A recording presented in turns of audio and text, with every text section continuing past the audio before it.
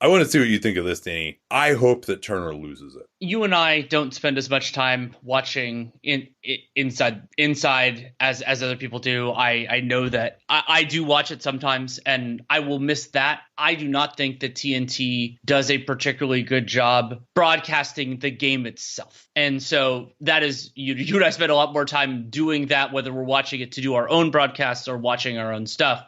And so my own valuing of the different elements that make up a basketball broadcast is that, but I acknowledge that my preferences are very, very different from a lot of other people's, both casual and hardcore alike. It just feels like TNT, and maybe this is partly because they got to pay the studio guys so much that, and they're just not as big of a company as ESPN or as NBC, obviously not as Amazon, where it seems like they are just penny pinching at every opportunity. The one that I remember the most is Game 5 of that 2018 Pacers Cavaliers series, where LeBron hits this incredible shot at the end of Game 5 to win it. And they came back from commercial like literally as the ball is being inbounded, where you're just kind of, and we were doing that game live, I think, too. And we were just like, wait, what? It's back? And then he's shooting the ball before you can even, like, there's no, the announcers, okay, we'll set it up. What kind of play might they run here? Are they going to go for defensive replacements? Like, et cetera, et cetera. Like, it just, boom, no setting the stage, back from commercial.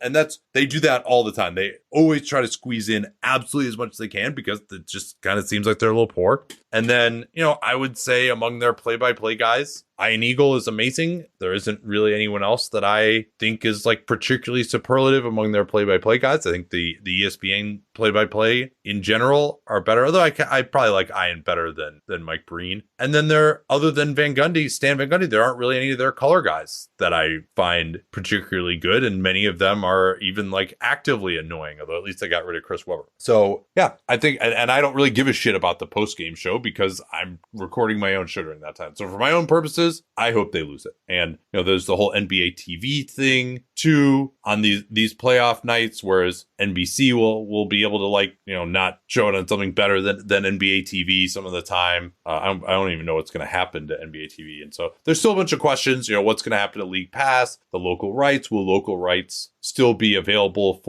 can those local rights holders still carry the first round? We'll see on that. And how much we're really talking apples to apples in terms of the inventory and what they're getting from the old deal to the new deal. What else we got here?